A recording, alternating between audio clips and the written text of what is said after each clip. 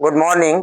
मैं हूं असलम सर और मैं आज आपको पढ़ा रहा हूं इंग्लिश का बहुत ही इम्पोर्टेंट ग्रामर, जो कक्षा ज़्यादातर 11-12 में आता है, लेकिन चूंकि ग्रामर है इसलिए मैंने इस पर लिख दिया है कि 8, 9, 10, 11, 8 से सारे लोग इसको देखें।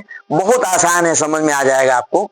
7 के लड़कों को समझ में आ जाएगी, लेकिन 7 के लड़कों की इसकी जरूरत नहीं है, लेकिन 8 के बच्चे जरूर देखें इसको। 8, 9, 10 के बच्चे भी देखें, ये सीख लेंगे। इसमें 2 लिया हूं मैं। एक तो मैं आपको पढ़ाया था ये रिमूव टू, तो एक रिमूव टू लिया हूं, एक रिमूव एनफ लिया हूं मैं। और इसमें जो है यह भी रिमूव टू है, यह भी क्या है, रिमूव टू है। तो मैं आपको इसमें कुछ बताया हूं कि कैसे इसको लिखते हैं, लेकिन आज मैं आपको थोड़ा सा ये मुश्किल सेंटेंस लिया हूं।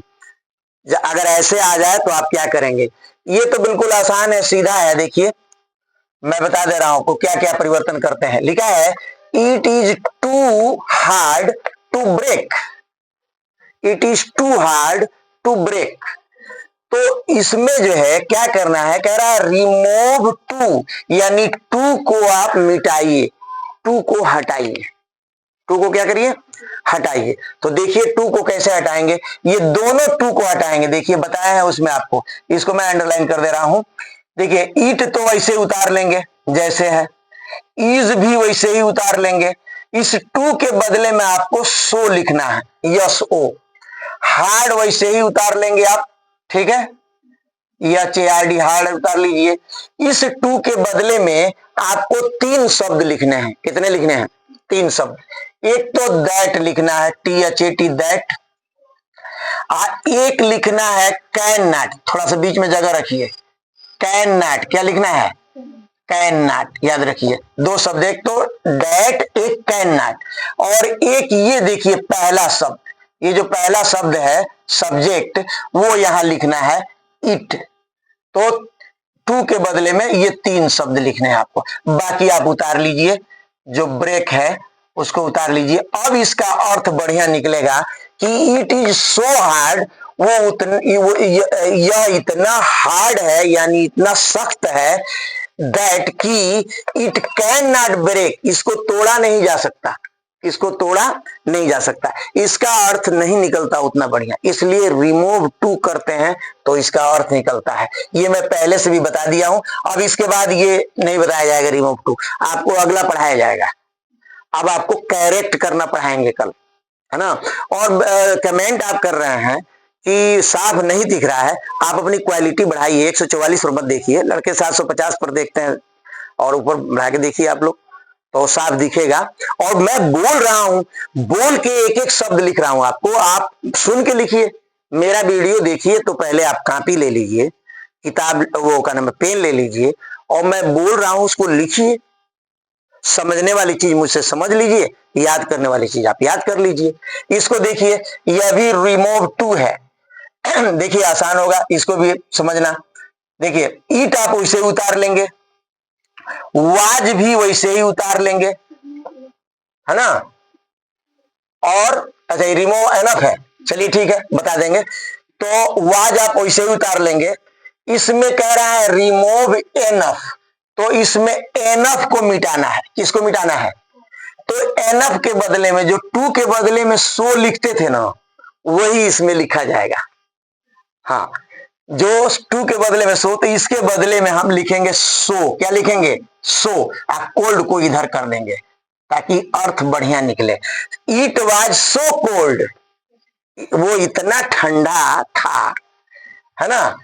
अब टू के बदले में आप जो ये 3 अक्षर लिखते थे, ये 3 नहीं लिखेंगे, सिर्फ दैट लिखेंगे। क्या लिखेंगे, सिर्फ दैट।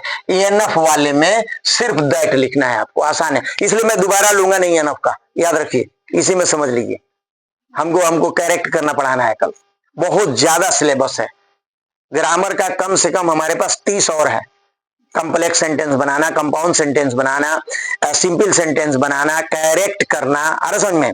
और बहुत सारे मेरे पास पड़े हुए हैं। अभी एंटोनिज्म है, साइनोनिज्म है, सब्स्टिट्यूट है, बहुत ज्यादा पड़ा हुआ है, बस ना। हाँ, और वाक्य विश्लेषण है, सिंथेसिस अंग्रेजी में कहते हैं उसको, वो पढ़ाना है अभी।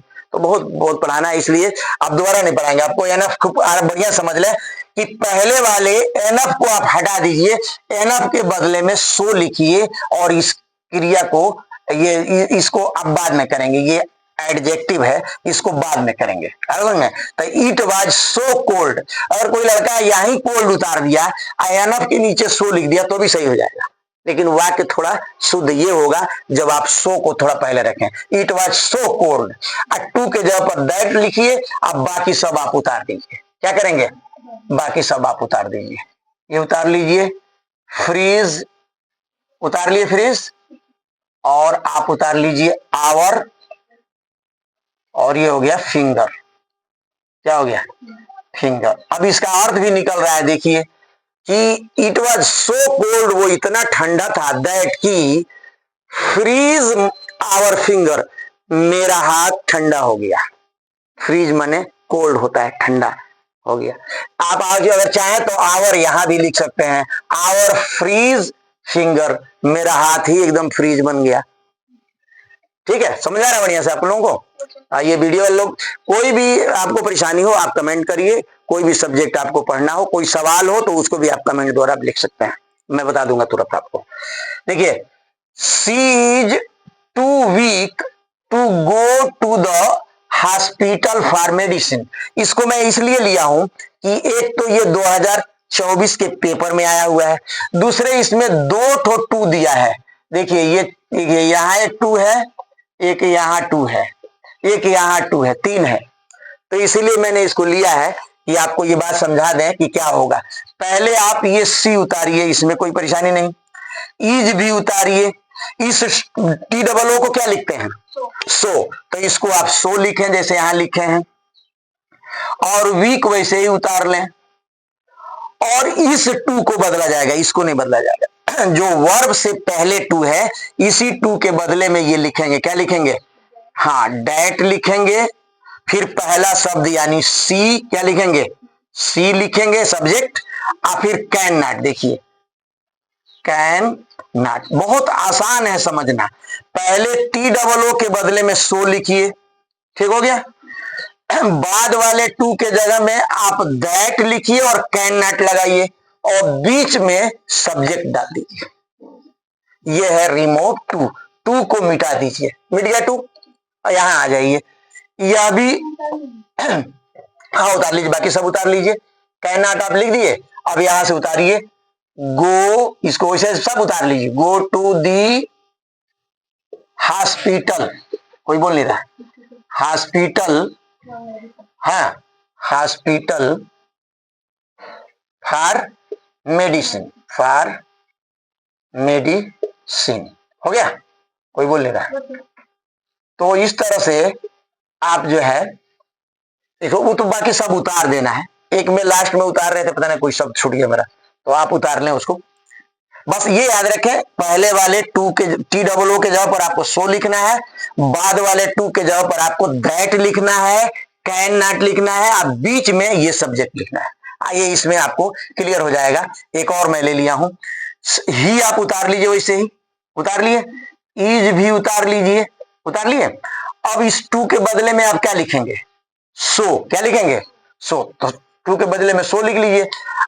वीक तो उतारेंगे ही आप, क्या उतारेंगे? हाँ वीक उतारेंगे ही। इस टू के बदले में क्या लिखेंगे? दैट लिखेंगे, और कैन नॉट लिखेंगे, क्या लिखेंगे? Can not. बीच में क्या उतारेंगे बताइए? सब्जेक्ट यानी ही, तो बीच में आप उतारेंगे ही, और आगे क्या है? वॉक, WAL के वॉक। अब इसका अर्थ देखिए निकल रहा है, ही इज सो वीक, वह इतना कमजोर है, दैट की ही कैन नॉट वॉक, वह इतना कमजोर है कि वह चल नहीं सकता। इस पर देखिए, इंग्लिश बोलने में, हम इंग्लिश स्पीकिंग जब करा रहे थे शुरू में, हम सोचे कि करा देंगे आप लोगों को, लेकिन उस पर जो है व्यूज नहीं आए, मेरे पढ़ने वाले नहीं आए, इसलिए मैंने बंद करके अपना सिलेबस शुरू कर दिया। फिर हम वक्त मिलने पर आपको इंग्लिश स्पीकिंग सिखाएंगे, उसमें बड़ा काम आता है। She is so weak that she can not walk, she is so weak that she can not go to the hospital, ये इस तरह से बहुत सारा बन सकता है, समझ ना। इस पर बहुत बोला भी जाता है कि उस पर हम बताएंगे आपको आने वाले वक्त में, वक्त कम है इस समय, हमको और पढ़ाना है। तो हो गया आपका सी इज सो, याद रखें पहले टी डबल ओ के बदले में आपको सो लिखना है। अब बाद वाला जो टू है, जो आप लोग गलती कर रहे थे, बाद वाला टू है उसके बदले में 3 शब्द लिखना है, एक दैट लिखना है, एक कैन नॉट लिखना है, और दैट और कैन नॉट के बीच में सब्जेक्ट लगाना है। ये याद रहे तो कमजोर से कमजोर बच्चों के समझ में बात आ जाएगी। ठीक है सर, और मैं हूं असलम सर।